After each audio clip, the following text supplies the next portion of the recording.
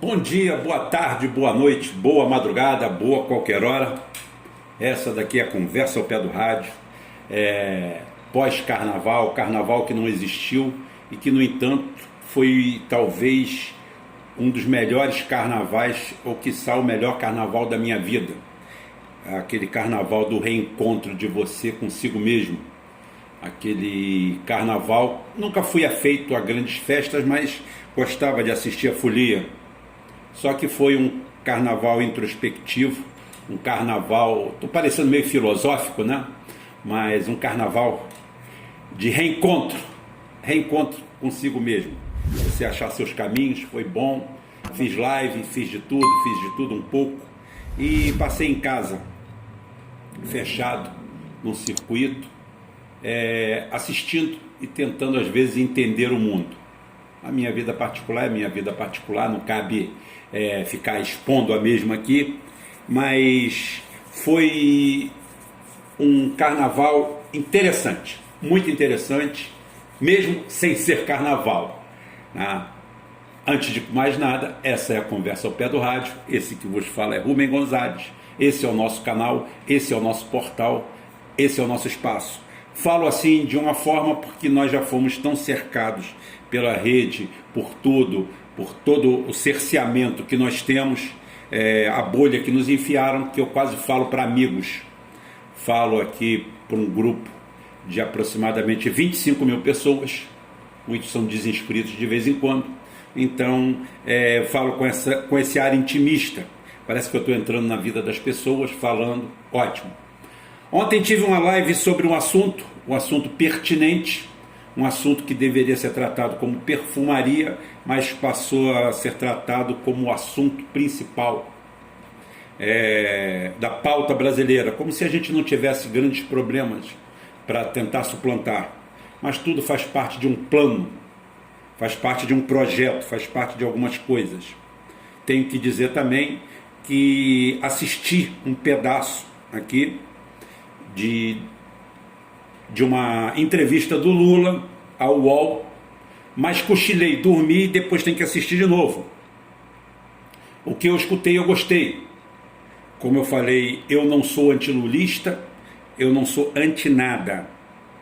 Eu tenho simplesmente uma visão do que seja a solução para o Brasil. Acho que a gente tem que ter soluções radicais. Não acho Lula radical o suficiente para mudar nada. Mas se o caminho para a mudança passar pelo Lula, eu não vejo nada demais nisso. Como não veria se fosse pelo Ciro. Porém, próprio Ciro Gomes se perde pelo caminho.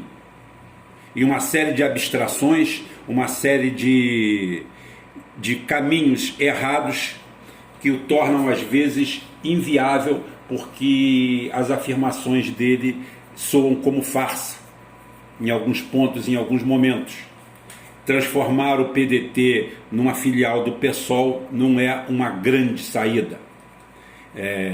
E eu desvinculo a figura do Lula do próprio PT. O Lula é muito maior do que isso, porque o Lula tem um poder de agregação muito grande. Não estou puxando a sardinha para o Lula, estou simplesmente fazendo uma análise. Vou escutar o depoimento do Lula, porque também o aparecimento do Lula parece ser uma estratégia do próprio mercado. Eu não sei como é que isso funciona direito, porque na realidade ninguém sabe. É um grande jogo de manipulação que esse pobre missivista de Itaboraí, aqui no fim do mundo, uma cidade onde a única coisa que sobra é o que falta, como a maioria das cidades brasileiras, cidade de periferia, de grande capital, de um estado depauperado, um estado destruído, a situação crítica, o país não vai melhor do que isso tudo, e daqui a gente tenta fazer uma análise o mais fria possível, sendo às vezes possível, às vezes não,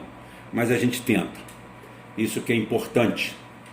E eu não vou sair do tema porque é muito importante a gente tentar compreender o que a gente está passando no momento, e eu tenho a voz, o sentimento e a sensibilidade da população.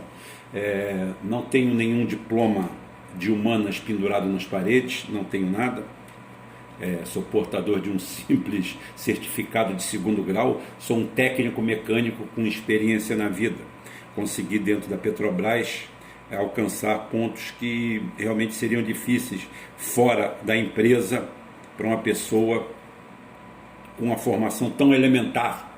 Mas a Petrobras me deu esse espaço, cresci dentro dela, consegui algumas coisas e principalmente essa visão ampla do mundo.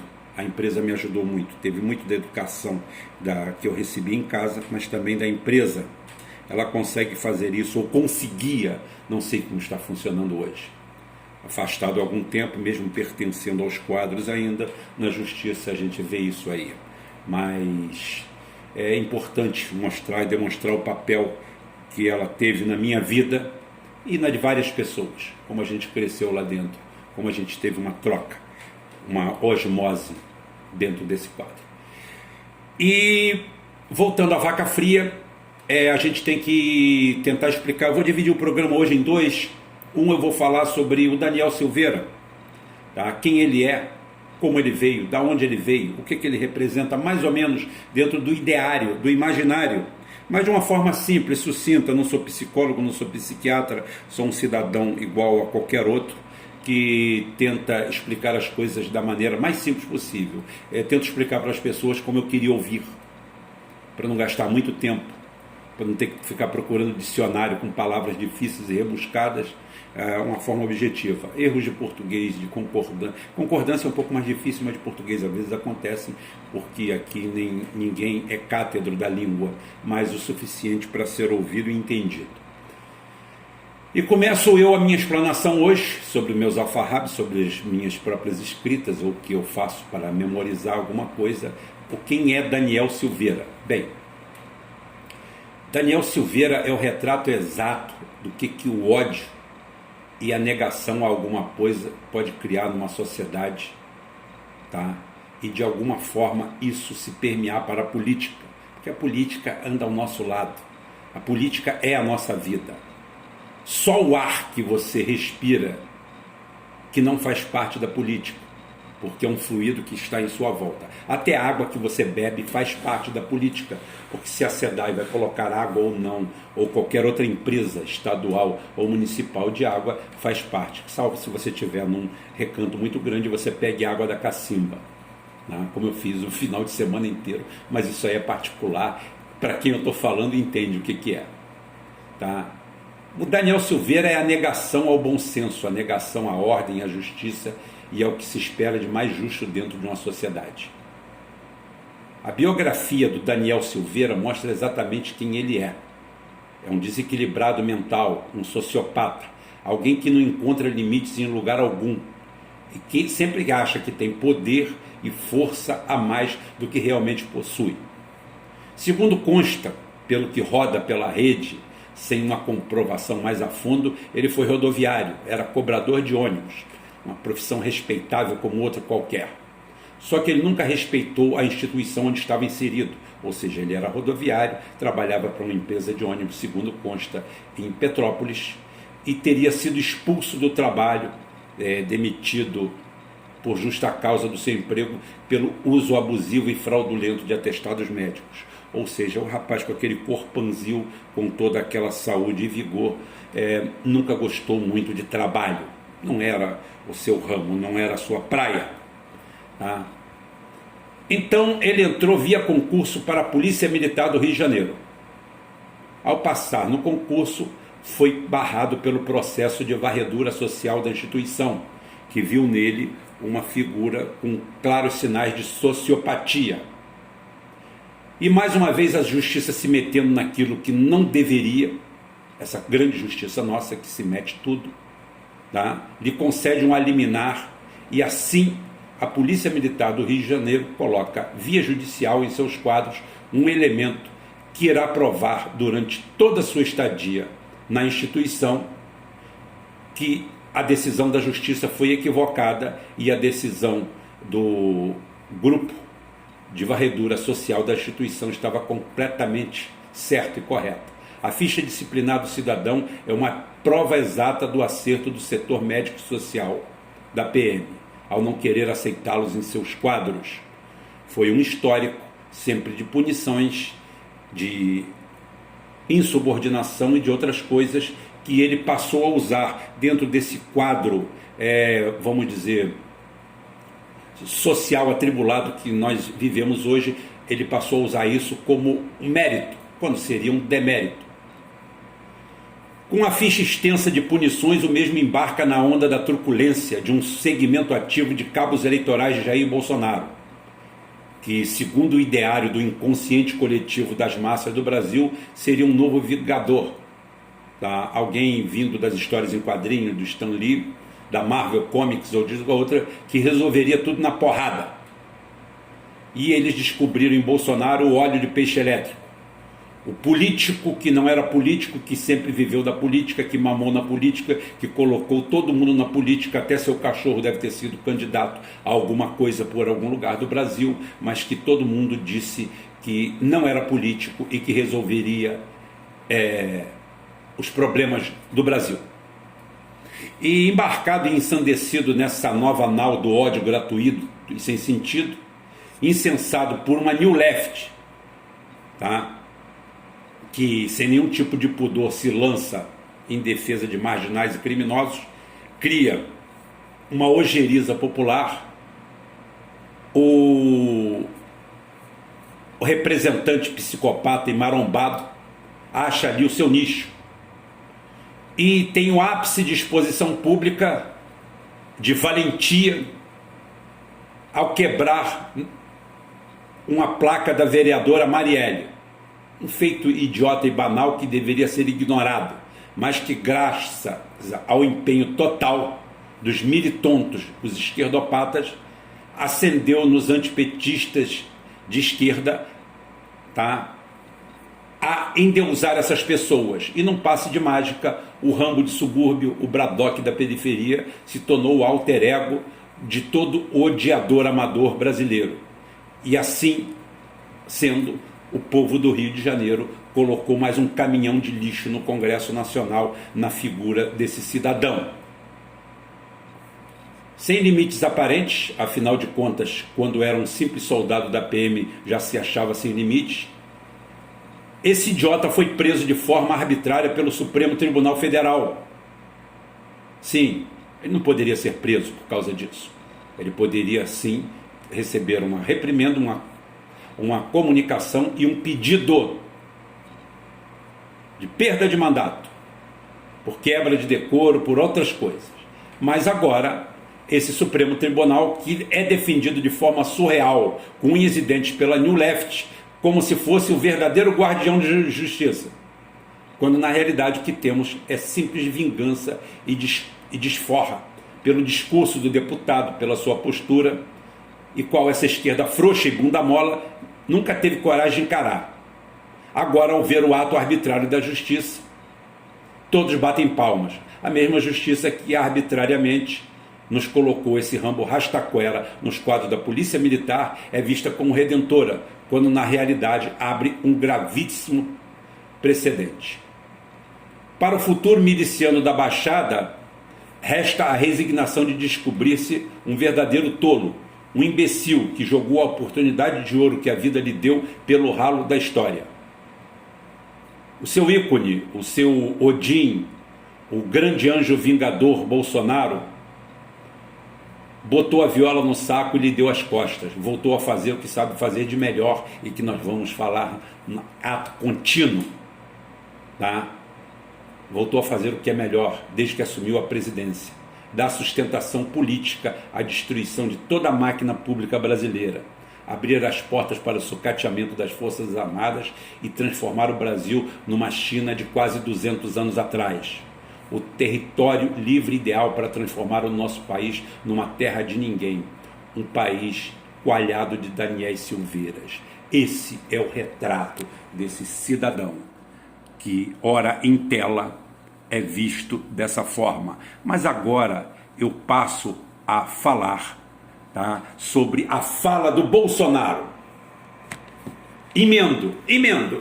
O tema é único. Vocês só vão ouvir isso aqui, porque aqui a gente não tem compromisso com absolutamente nada, só com a verdade, só com sentimento.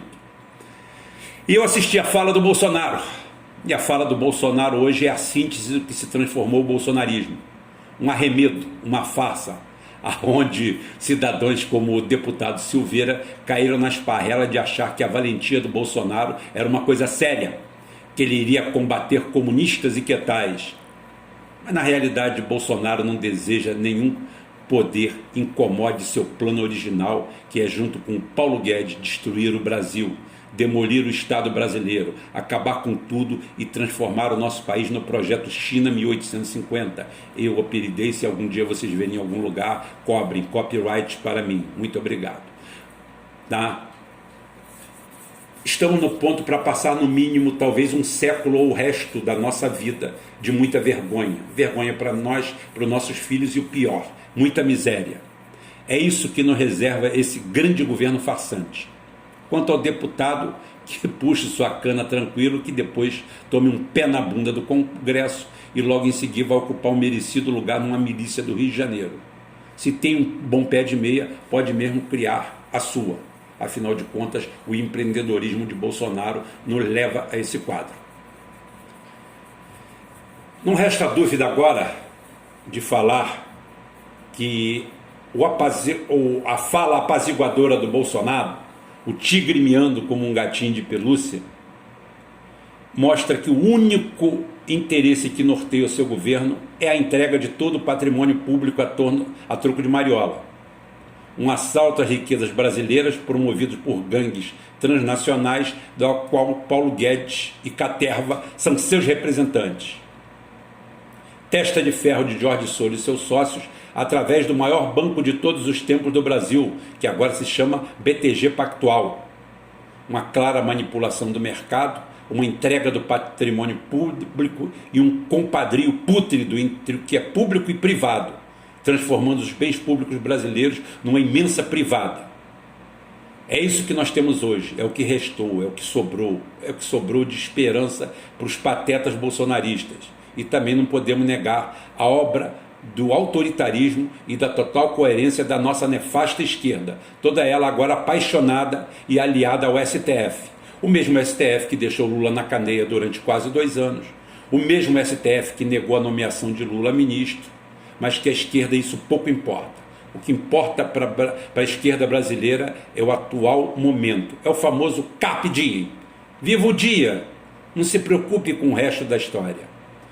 Coerência não é nada, muito menos ideologia. Só interessa o vale tudo do momento. E os resultados são esses aí. Tá? O resultado são esses. Não temos outros resultados. Não temos. Simplesmente todo mundo agora bate palmas para a atitude em cima desse imbecil. Esse pobre coitado que na melhor das hipóteses pode ter sido usado como boi de piranha para criar uma grande cortina de fumaça para algum ato nefasto desse governo, quando na realidade o que nós temos é a realidade. Um projeto político de dominação do Brasil vindo de fora numa guerra híbrida. Essa guerra híbrida tem vários tentáculos, nós já falamos muito sobre guerra híbrida, e ele começa com a adesão de Dilma, com a traição de Dilma, com a nossa Jodie Foster lá da Petrobras, o sucateamento da Petrobras, a destruição da indústria nacional, a criação da Lava Jato, a farsa jato, o STF totalmente corrompido, tá, e violentado por forças de fora, externas, haja vista desde a época de Joaquim Barbosa, que foi morar nos Estados Unidos depois de ganhar de presente um apartamentinho de $500 mil.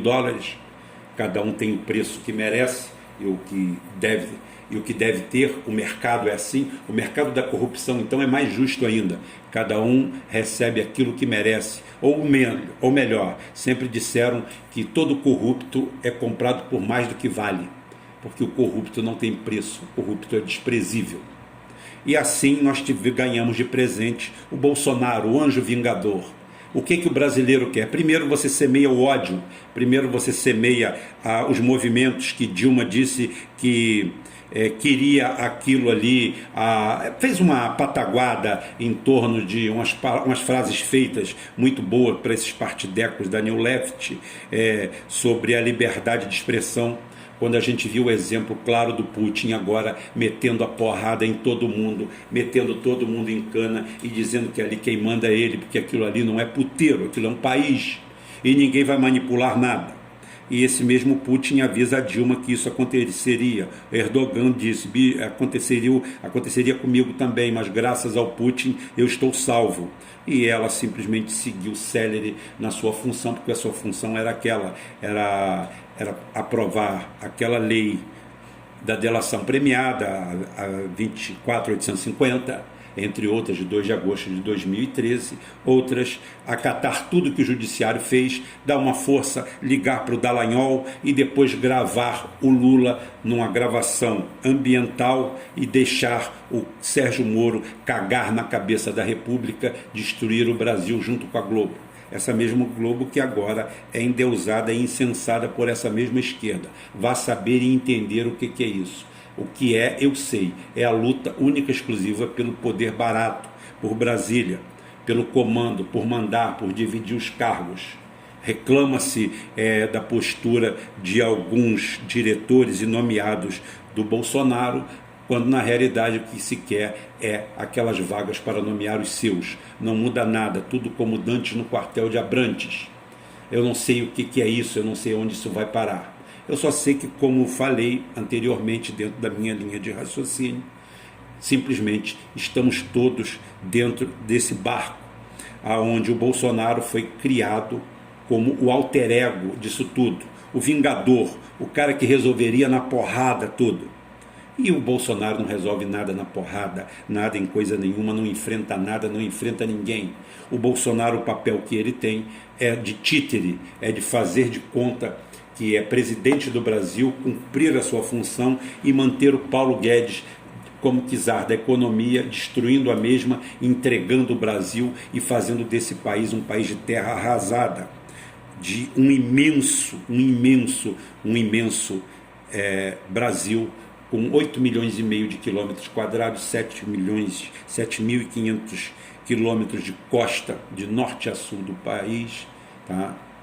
Todos eles vassalos de um sistema canalha internacional de exploração.